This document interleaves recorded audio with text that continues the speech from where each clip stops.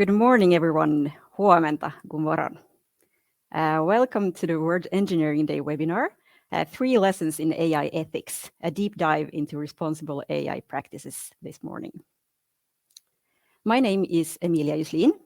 I'm representing Engineers Finland, a joint organization for the engineering associations TEC, IL, TWIF, and DIF. If you have any technical problems today with the webinar, you can check out the information in the chat. And in the chat, you can also send World Engineering Day greetings to each other or comment and discuss on the topic. But please note that today our speakers won't answer any questions in the chat. And then to today's topic, a very hot and important topic, artificial intelligence and ethics. Because we're here today to learn more about how we, in a responsible way, can develop and use AI ethics, AI as engineers, and do it in an ethical way. Because it is engineers and other tech experts that are the driving force behind AI, different tools, applications, and of integrating AI solutions into our work and our studies.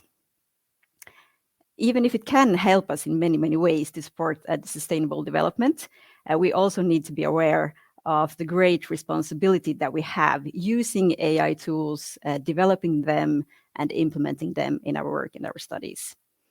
And that's why we are very happy today to introduce our 3 AI experts that will share their thoughts and views on what every tech professional should know about AI and ethics. First up, we have Linda Mannila, who is Associate Professor in Computer Science at the University of Helsinki and Adjunct Associate Professor in Computer Science Education at Linköping University in Sweden. And your research focuses on the societal implications of AI, AI literacy, and CS education. So welcome, Linda, and the stage is yours. Thank you, Emilia. Very nice to be here. And good morning, god morgon, hyvää huomenta to everyone on my part as well. Really happy to be here and share my thoughts on this very, as Emilia already said, very important topic. So my background is in computer science and education and some business as well. But since the last 10 years or so, I've been working quite a lot also on AI questions, AI literacy in relation to education, but now also more on the societal aspects of AI. We could talk a lot. There are different topics that are crucial to discuss when we talk about AI, but of course, ethical dilemmas, ethical perspectives are maybe on top of the list as we look at the world and the way AI is transforming our society, and in that sense also has the power to influence or is already influencing every aspect of our human life, from privacy and security to equality and justice. And ethics, of course, commonly refers to moral principles and techniques that we can use when we talk about AI ethics, the principles and techniques that we can use to ensure that the technology benefits our society and in that also our organizations and us as individuals. But I thought that before going into the idea of ethics of AI, because since I'm the first speaker, I thought that I'll just open up the concept and then my fellow speakers that will continue then diving more deeply into other aspects of it. But I thought that we could start with just a problem, because that's what we do as engineers, right? Start with problems. So consider a company, for instance, that gets huge amounts of applications on a daily basis. We're talking like thousands. It's a huge tech company, for instance. Lots of open applications on a daily basis, and reviewing them by hand is not feasible if you want to actually review all of them and also maybe provide some kind of feedback on these applications. And of course, if we have this huge amount of data to handle, good candidates can also be overlooked in the process. So what about then designing an AI system that analyzes all these CVs, all these applications, and identifies the best ones. Sounds like a problem that we as engineers could just, okay, so we have a problem and we have a solution that we propose, and then we create a system that can do this for us. And this has been done with not so good results all of the times. Because, for instance, Amazon, a huge tech company, as we know, created a recruiting tool or used a recruiting tool that was found to actually favor men. So they were constantly or consequently removing female candidates from the process. And of course, this was not necessarily anything that was designed by choice. It was something that was a result of the way that the AI system was trained, because it was trained on what the previous good candidates looked like, who they were, what were the profiles of previous good Amazon job workers. And then, of course, being a tech company, the profile was mainly men. And then you could think about, okay, so what about just removing information about gender? Well, it turned out that gender is also visible in lots of other aspects of the applications as well. It's just not the point where you choose whether you are male, female, or do not wish to answer. It's part of where you have gone to, what you have studied, what kind of support you've gotten, what kind of hobbies you have, if you have been on maternity leave. There are lots of other aspects that actually also give the information of what kind of gender you have. So it's not that easy.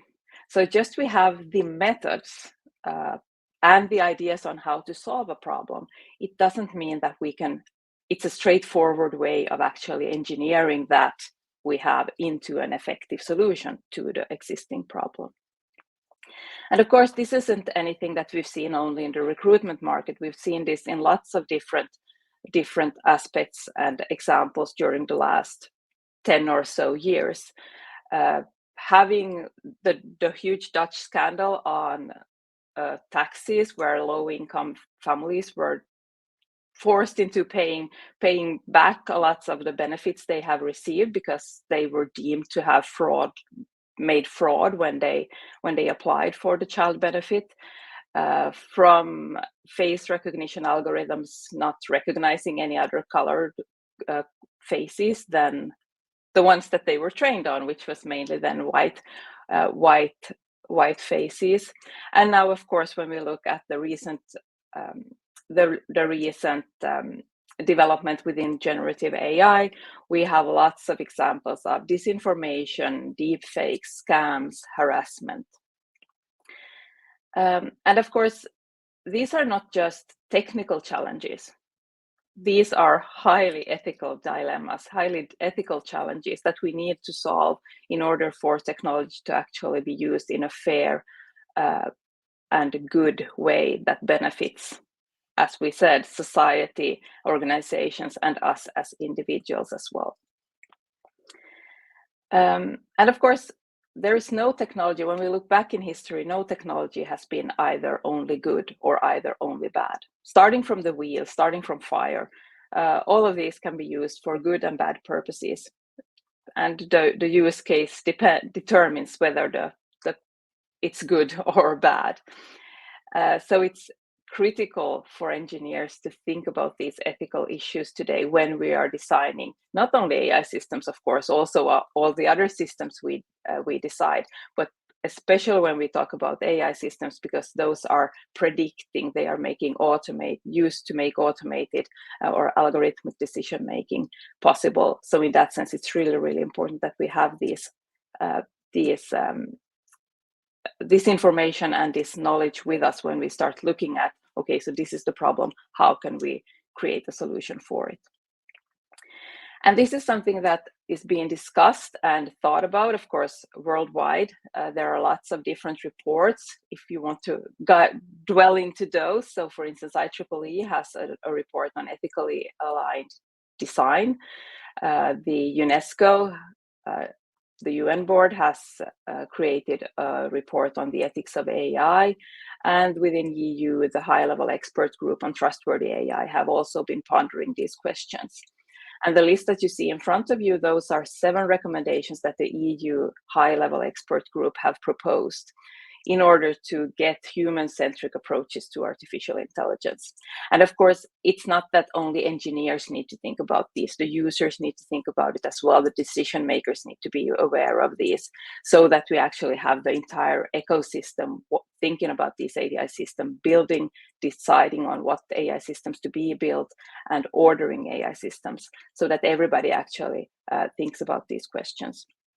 But so we have a lot on human agency and oversight, so that we have humans in the loop throughout the process, so that we actually make sure that the human is in the center.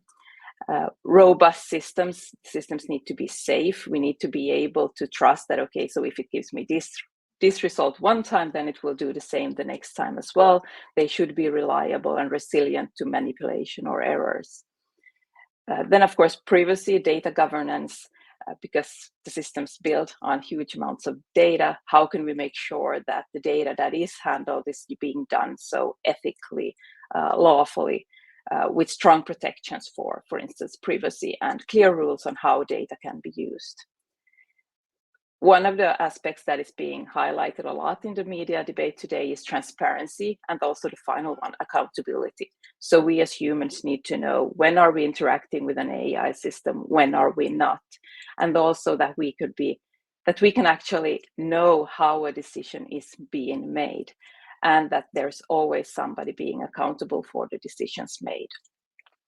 And then I'll come back to the diversity and fairness approach, because what is crucial to all of this is, of course, data. The main enemy to all of this is bias in data. How sure are we actually about the data being used? What kind of amounts of data are we training our systems on?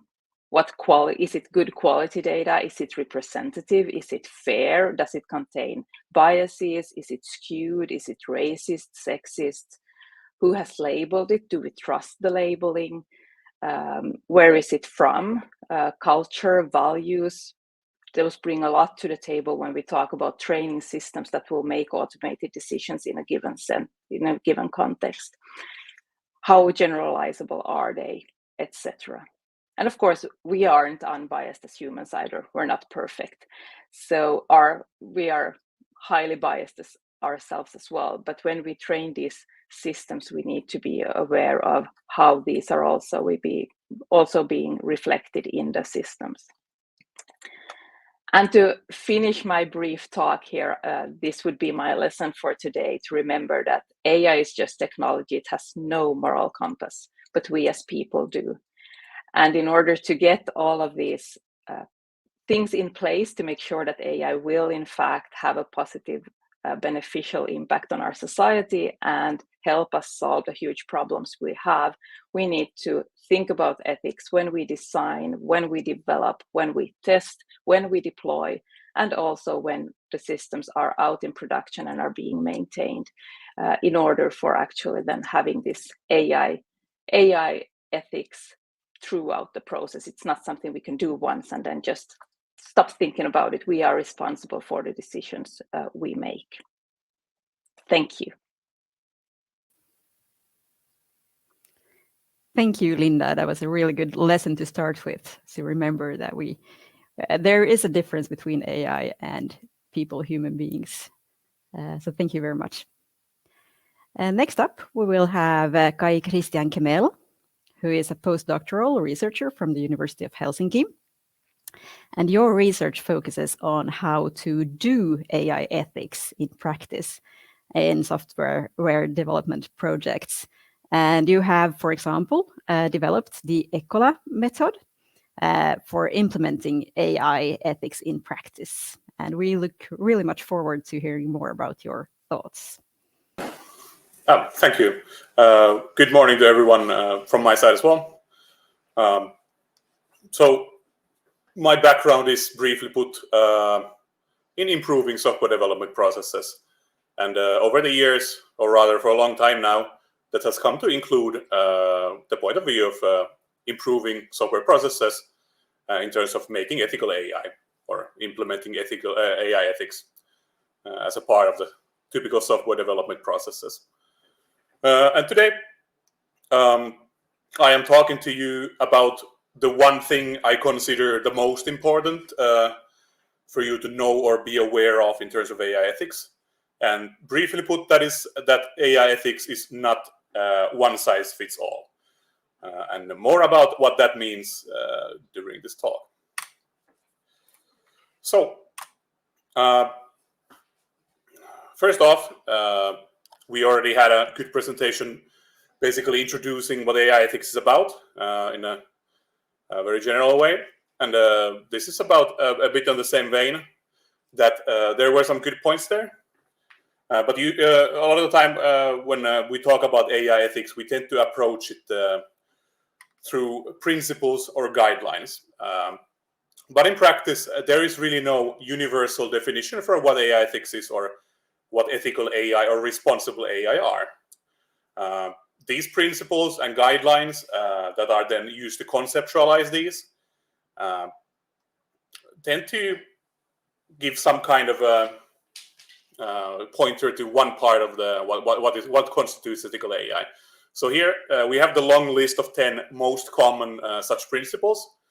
So we have transparency, justice and fairness. Fairness, for example, deals with the bias as we discussed in the previous presentation. There's non-maleficence, responsibility and accountability, beneficence, freedom and autonomy, trust, sustainability, dignity, and finally solidarity. Out of these principles, perhaps the most more commonly discussed one is fairness. And also explainability, which in this list below is considered to be under transparency. So fairness, briefly put, is about bias, and explainability is about having AI that outputs understandable outputs. And these are technical challenges, and thus they are usually closer to the normal work of machine learning experts, which makes them more approachable to the people working with AI. However, as these principles are ultimately high level, as I will showcase in a second, overall doing AI ethics tends to be difficult for companies and developers to approach. So let us look at, for example, non-maleficence. This idea is that AI should never cause foreseeable or unintentional harm.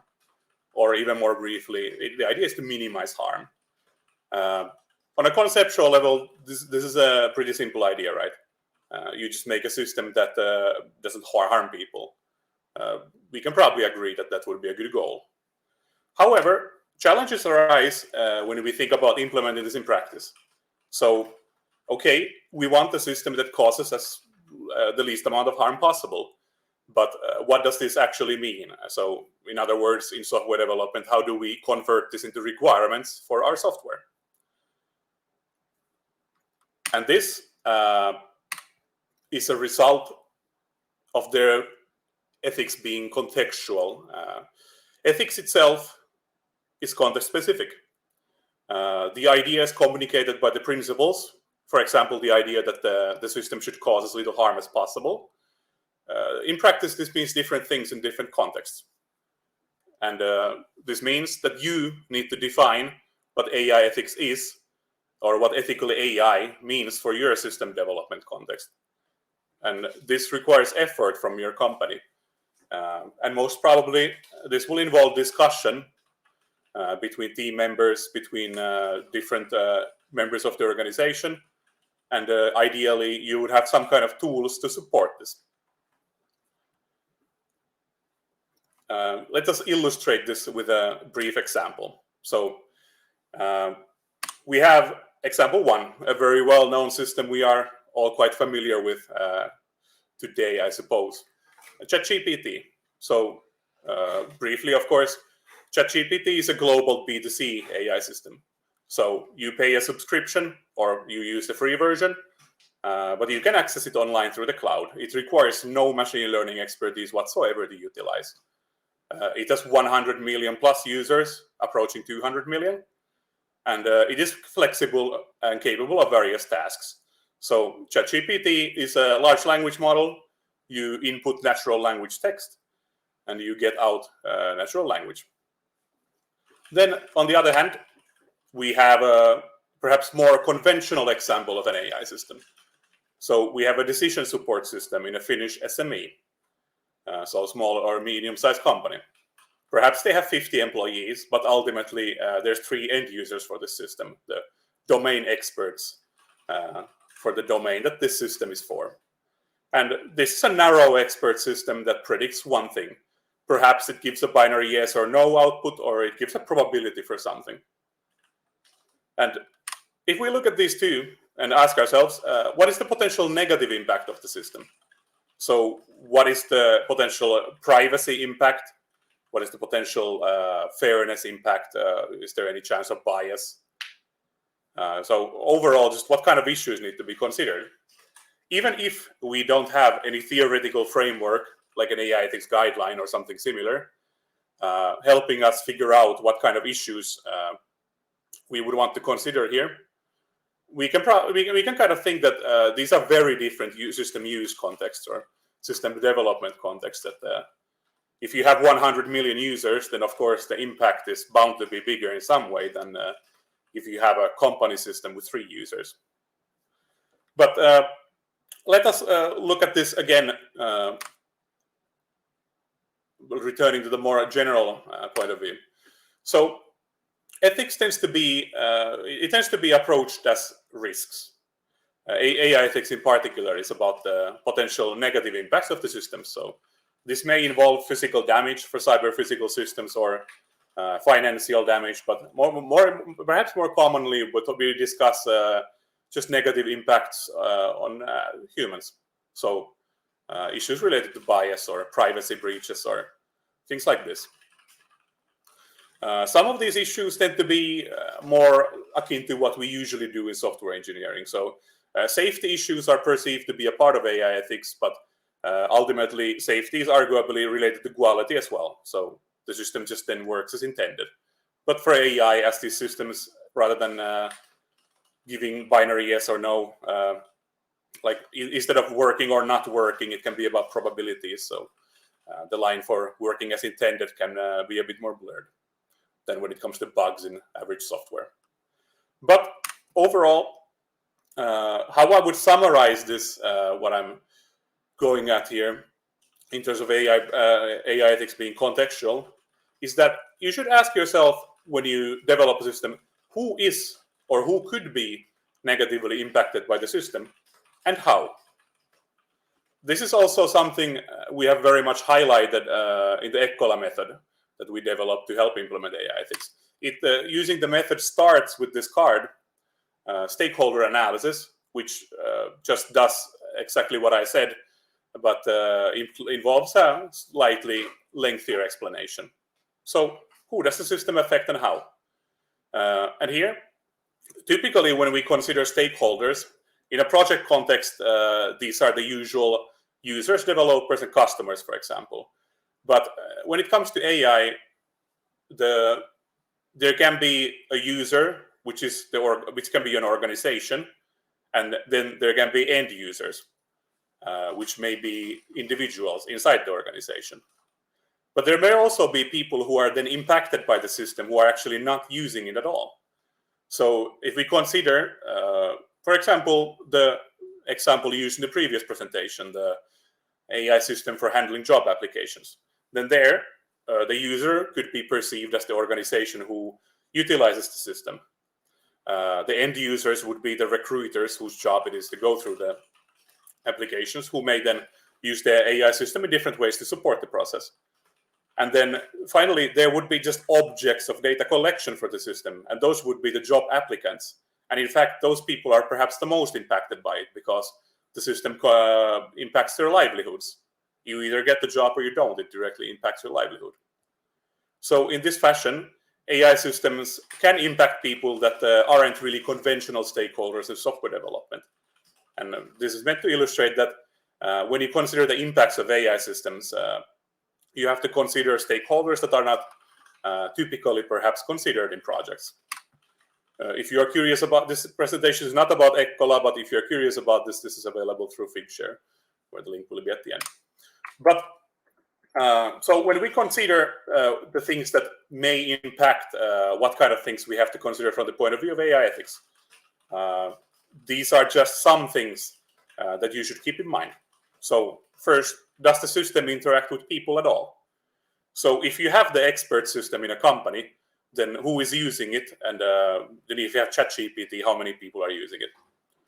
Then can people opt out of using the system? So if you have a camera on a street surveilling people, then you really can't opt out aside from not walking on the street. Sometimes you might not even know that an AI is observing or collecting data from you. Then thirdly, does the system make autonomous decisions or just give recommendations? So does it actually do something on its own, or does it just tell an expert what the expert maybe should do? Then fourth, is the system cyber, physical, or digital? So is there potential for physical damage? And perhaps fifthly, related to this, is the system safety critical? So how bad can things be if the system fails? Will people actually lose their lives? Sixth, what kind of data is used and collected? Again, already quite extensively discussed in the previous presentation. But this results in the conclusion that some systems simply have far more potential for harm than others. If you are developing an internal system for a small SME, there might realistically be less ethical issues for you to consider than if you are developing a B2C system. And this is overall my message, that as much as we talk about AI ethics, there is no one prescription that will solve the issues for all development contexts. You have to consider your system and what things are relevant for it. And for this purpose, there are some helpful tools that you may refer to, but I will not be going over these in this presentation. So that is my one thing that I think everyone should keep in mind about AI ethics, that AI ethics is contextual and needs to be discussed inside each organization. Thank you, Kai-Kristian, for that presentation. Really interesting and some really good practical examples. And also, when you have the tools that we can use in our organizations, is really good. A good way of, getting forward, helping us in the work to getting implementing AI in an ethical way. Last but not least, we will present Otto Sahlgren. Otto, you are a doctoral researcher in philosophy at the University of Tampere. And you're researching the ethical risks and possibilities of AI, especially from the perspective of justice and non-discrimination. We look forward to hearing your thoughts on AI and ethics as well. Yes, thank you, and good morning to all. As said, I'm a doctoral researcher in philosophy, so I'm working on the philosophical undertones of AI ethics and also on the ethical design and the implementation of AI ethics in practice. And that's what I'm going to be talking about today. So how do we put principles into practice, as it were? And in particular, I want to address one misconception about implementing or operationalizing AI ethics, which is that it is an engineering task, or at least primarily an engineering task. While the technical implementation of ethics is an important part of doing AI ethics, as it were, the lesson I'm trying to impart is that integrating ethical consideration and action must be done at every facet of the life cycle of an AI system or product or service. And this is because while you need technical implementation, such as safety constraints and evaluation metrics and so on, you also need organizational procedures for deciding on how to address ethical issues and how to remediate them, and also because risks that relate to ethics in AI are not always about the technical system as such. So we also need to be thinking about the ethics of how we communicate about AI systems, what kinds of guidelines and procedures we give end users regarding how systems should be operated and so on. And also the life cycle perspective is an important one because value systems change over time, and the contexts in which we implement AI systems change over time. So we need to also keep reiterating the ethics framework and our ethical consideration regarding the system. So as noted previously, there are of course many challenges in implementing AI ethics, deciding what moral frameworks or principles to apply, how to interpret those principles in context and also implement them, and also ensuring that ethics actually has impact and that we can monitor and identify ethical risks and also constituents of ethical success, and also how to address any ethical issues that might arise throughout the life cycle. So Kai-Kristian mentioned some fruitful perspectives on building ethics frameworks for AI, and I think they should be consistent with any applicable laws and regulations or standards, if you will. They should be informed also by moral and political theory, data and AI ethics research, domain-specific codes and norms. So, for example, professional ethics codes such as medical ethics if you're working in the medical domain, and also context-specific challenges that can be only recognized once we understand the domain or use context of the system we're building. And I think a good ethics framework, which is also an actionable ethics framework, includes a clear set of ethical principles. It describes the relationships between those principles, such as if there's any priorities. It describes how different principles relate to each other. And also it defines a set of practical aims and goals corresponding to the principles. So if we have a principle of transparency included in the framework, we must also establish a clear and concrete goal of what we're trying to achieve with that principle. And when we're using that framework in practice, I like to think that we are defining three sorts of things. So the first one is so-called out-to-do norms. So this is for the human agents who are acting in some respective role in relation to the AI system. So as designers or developers or marketing people and so on.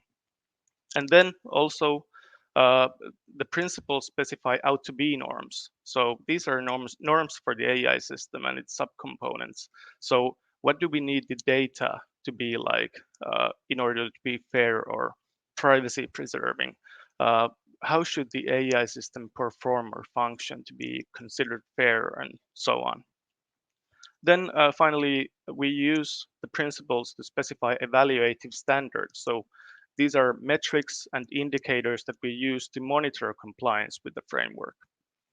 So I'm not going, for the sake of time, going to go into this example I had reserved, but I'll give you some references later so you can check out some more examples.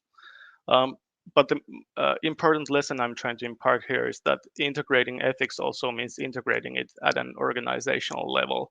So this requires at least 4 types of things. So one is raising ethics awareness. So this means introducing education and training opportunities in your organization, conducting formal or informal ethics related activities. So writing blogs, organizing reading circles, for example, or maybe establishing even certification systems for ethical design, and also research on AI ethics. Second, you need to build a culture of responsibility. This means that ethical aspects and considerations are integrated into every facet of the organizational level. So ideally, we'd see workers interpreting their work in ethical terms and being reminded by subtle nudges to conduct ethical tasks, such as ethical troubleshooting. But also, we might align organizational conduct with ethics by introducing ethics indicators in addition to KPIs, which are usually used to measure performance. And then we need to introduce clear and explicit roles, responsibilities, and procedures.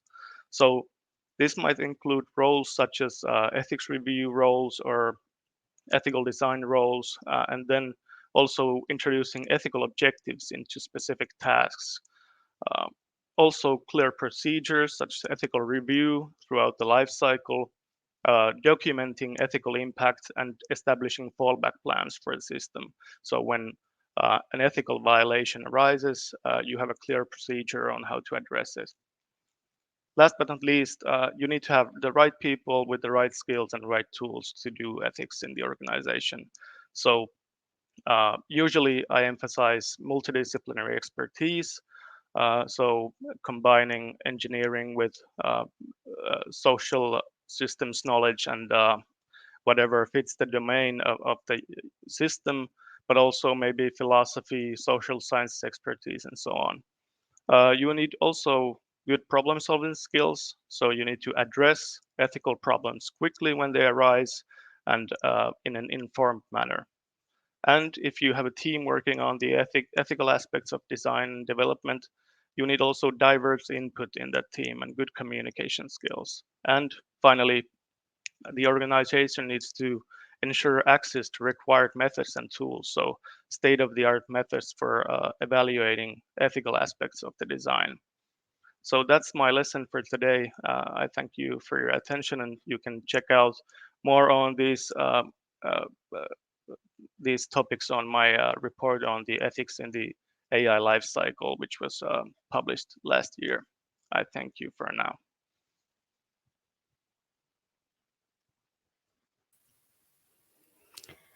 Thank you, Otto, for your presentation as well. Really interesting and a lot of good examples, practical examples, and a good thing to remember that we also need other type of skills except for the engineering skills in this work.